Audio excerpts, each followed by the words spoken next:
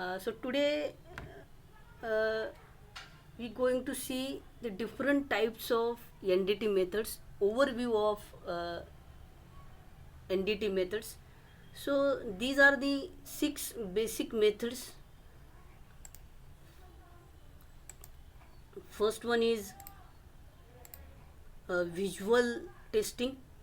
Next one, liquid penetrant testing, that can be called it as dye penetrant testing.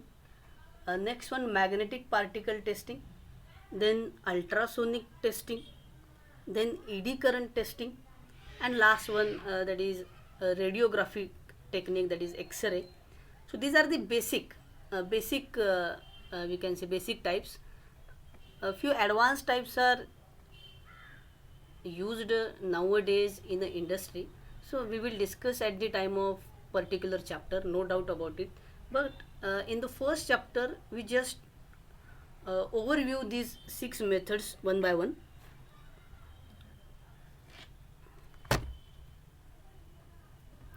So first one, uh, visual inspection. So it is a most uh, basic and common inspection method.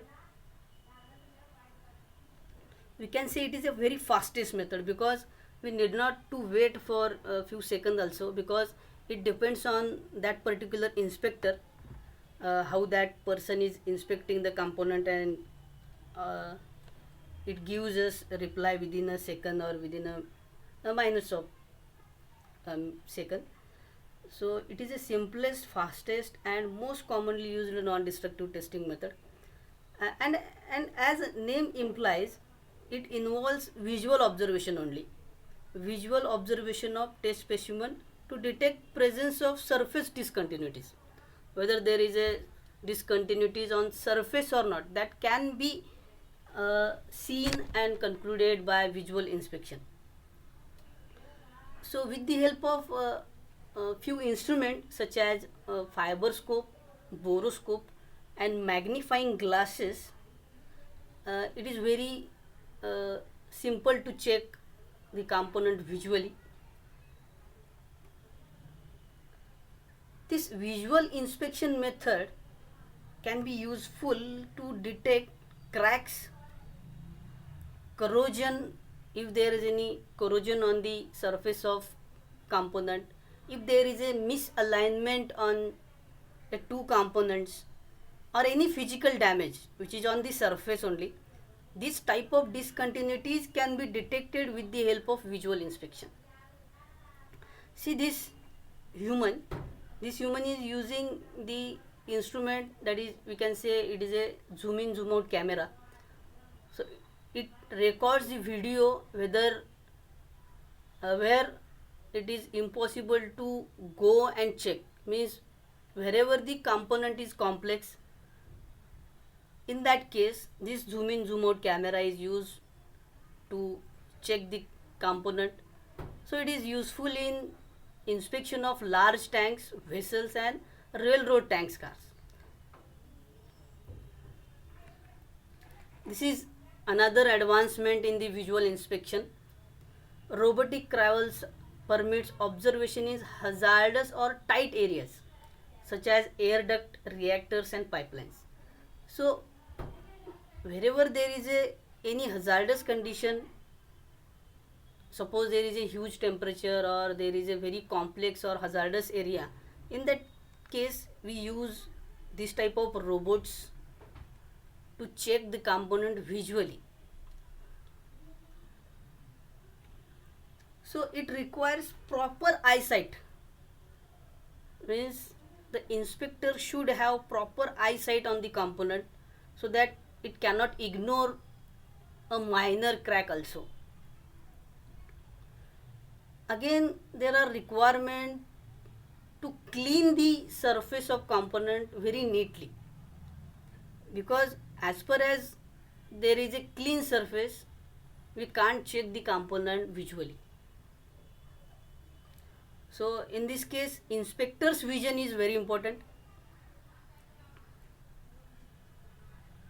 and surrounding light should be sufficient to check the component.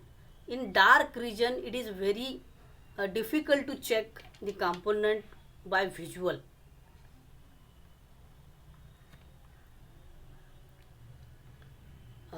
Second method, that is liquid penetrant inspection.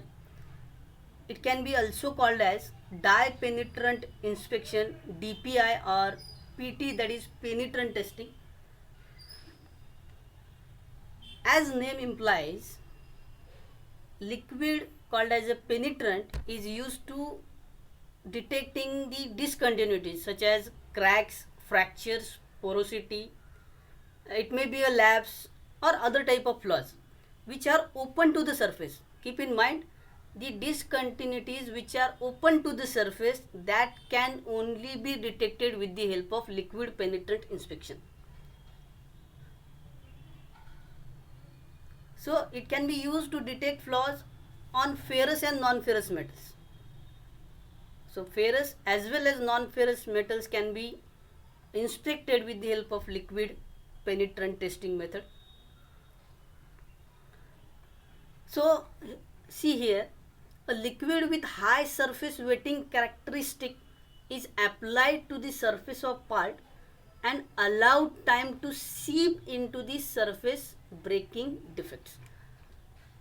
So it allows time to seep, means there is a two phenomena plays role into this liquid penetrant testing. One is surface tension and other is capillary action. So this is the principle behind this liquid penetrant inspection, because as penetrant penetrates the floor, then and then only we get the indications from the component. So surface tension and capillary action, these two phenomena are very important in liquid penetrant inspection. So here first step is to apply penetrant on the surface. Before application, we need to clean up the surface. After cleaning, we need to apply liquid penetrant on the surface. Then we need to remove excess liquid from the surface with the help of some cotton waste. So as penetrant is applied on the surface, due to surface tension and the cohesive force between the molecules and the surface, the flaws or whatever discontinuities are there, it rise on the surface. That penetrant can be applied with the help of spray or by brushing or dipping, whatever method you can apply. After sufficient dwell time, means we need to wait for 1 or 2 seconds or 5 seconds. After some waiting period, after some dwell time, the excess penetrant is removed and then developer is applied on the surface. What is developer? It develops the indication, so that it is called as a developer. First one, liquid penetrant, it penetrates the crack or flaws. Then we remove excess penetrant from the surface. Then we apply developer. It can be in the form of powder, and other it can be in the form of liquid. No problem. As it applied, it pull the trapped penetrant out, the defect, and spread it on the surface where it can be seen. So this developer is responsible to generate the indication from the surface. There may be a condition that you never seen any indication on the surface. Then there is another step which is additional one. You can see or you can observe the same component under UV light.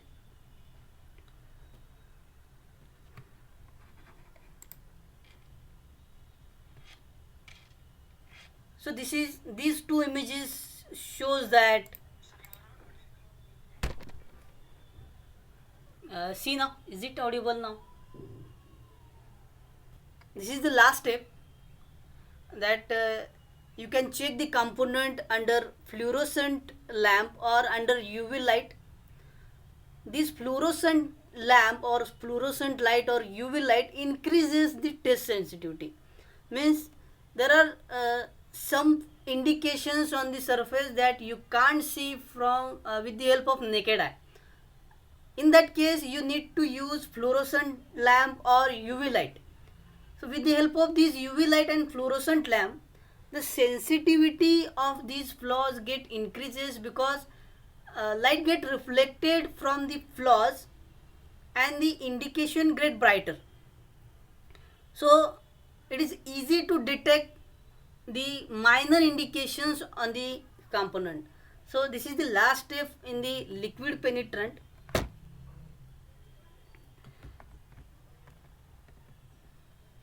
So let us move towards the another method, that is magnetic particle inspection.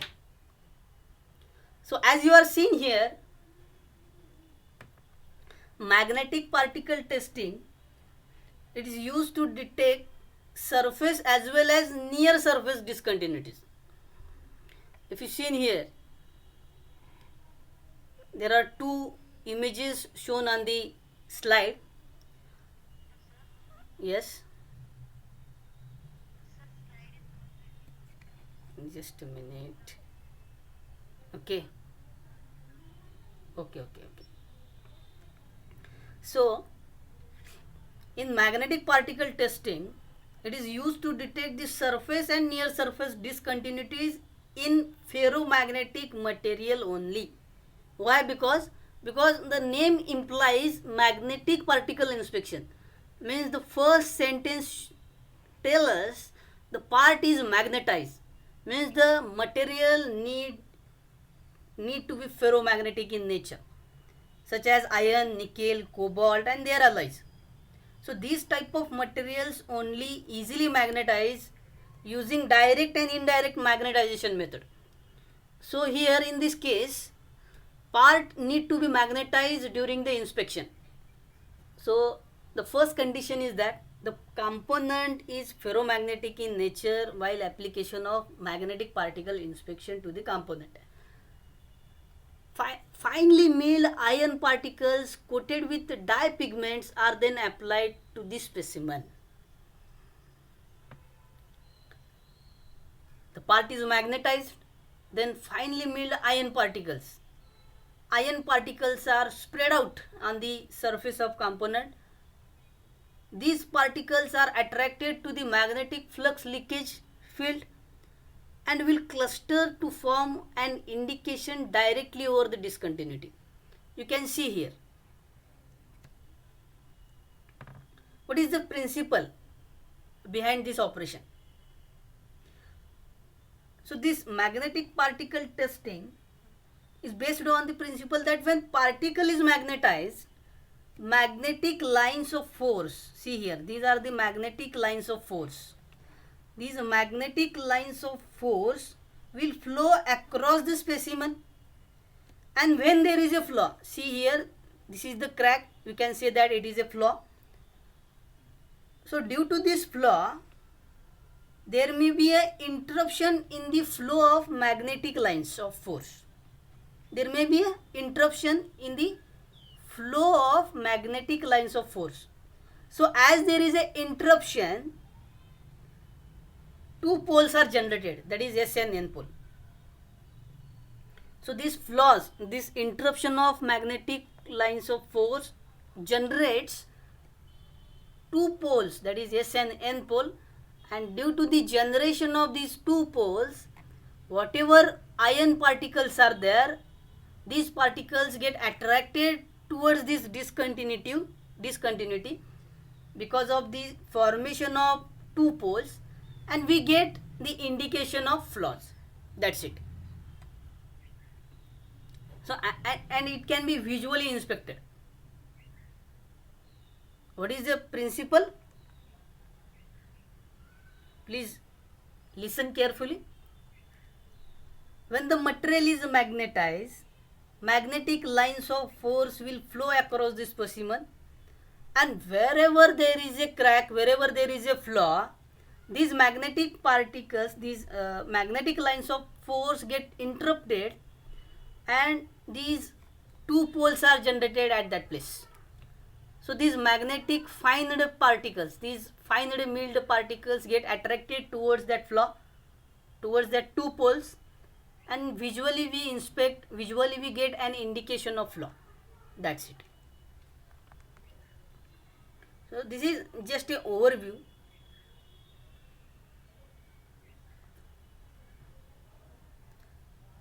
So what is the procedure?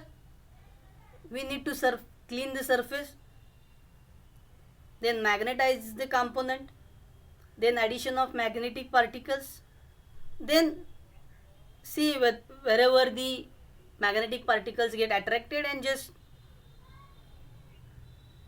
made a conclusion that wherever the attraction of particles are there, there may be a flaw. See this. These are the images. The component from outside, it seems like it is okay, but if you check under magnetic particle testing, this component has crack at particular location. It is also observed under UV light as well as fluorescent light to get a proper indication or to increase the test sensitivity. It is some additional step.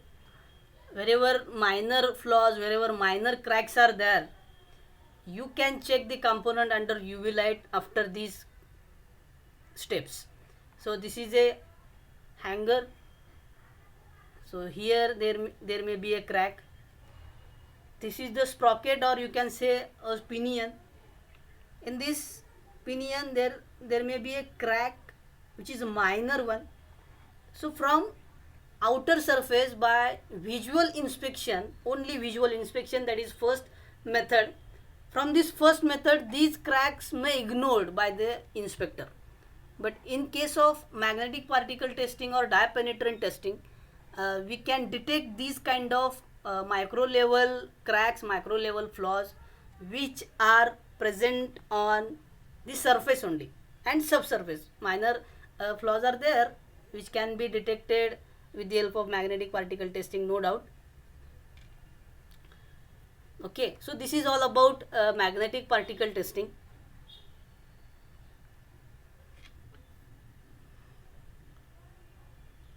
Let us discuss about the radiography.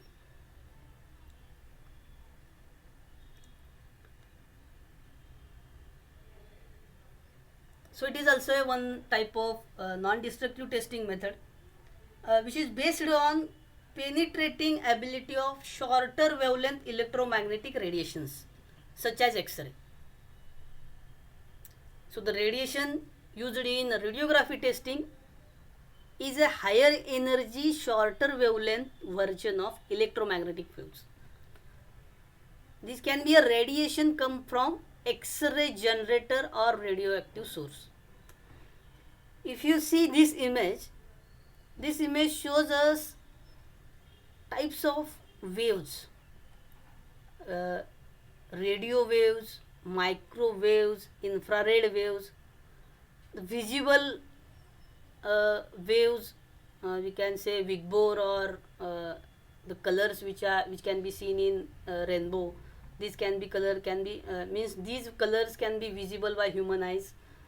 Ultraviolet, X-ray, and then gamma, which has higher frequency. These kind of radio, microwave, and infrared has lower frequency.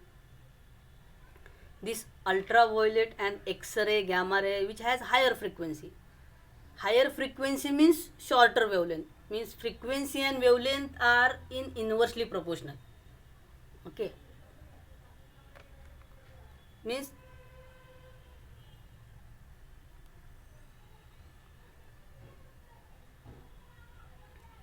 so see here, this image shows us the phenomena behind radiography. This is the X-ray generator. This X-ray is passing through a particular component. Behind the component, X-ray sheet is placed. As X-rays are penetrate through the component, it get trapped on this, or it it make a marking on the X-ray sheet, and we get an indication of flaws.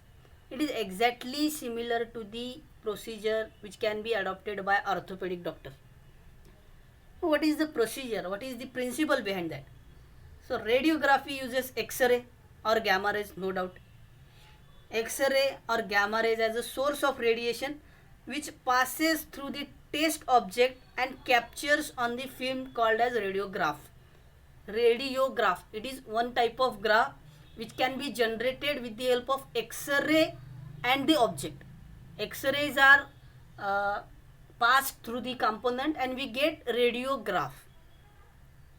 The radiation that enters the material are being absorbed by the material itself. The absorption level depends on thickness and density of material. Means suppose there is a crack, means there is a minor density. Suppose bones are inspected by orthopedic doctor, then the doctor passes X-ray through the bone, and wherever crack is there, so if you consider the density of bone, the crack can be treated as lesser density part. So as there is a lesser density part, more penetration of X-ray. As there is a more density of part, less penetration of X-ray. So I am discussing that it depends on the density. If you consider a radiographic testing or radiographic method is adopted by an orthopedic doctor, suppose the person scanning the bone and bone has crack.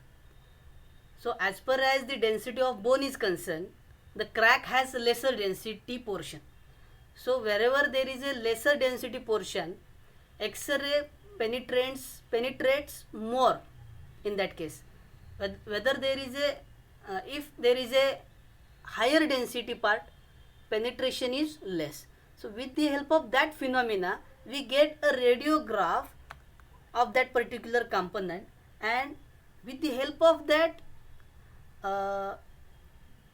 shades, with the help of that gray color shades, we conclude with the flaws and crack, whether there is a presence of crack in the component or not. So when there is a cavity or discontinuity, radiation will have less material travel, and there will be a reduction in absorption level as we are discussed already, and the variation is recorded on the film, which is produced an image to indicate presence of defect. So see here, it is now much more simple. See this image, this is a X-ray source, this is the component, and this darker region shows that there is a crack or there is a flaw. So as X-ray passes or penetrates through this material, there is a radio film which is placed behind the component, and it gets the shading, different shading. So as there is a no part, zero density, penetration is more. As there is a part, penetration is less. See here, thickness is more. Here thickness is less. So as thickness is less, penetration is more again. Here crack is there, so it get trapped on the radiograph in the form of shading. So the part is placed between the radiation source and piece of film. The part will stop some of radiation. Thicker and more dense area will stop more of radiation. So as this part stops or absorbs, we can say absorbs more part of radiation, as it absorbs more part of radiation, it transfers less part of radiation on the film or towards the film. Suppose there is a 100% radiation, we can say.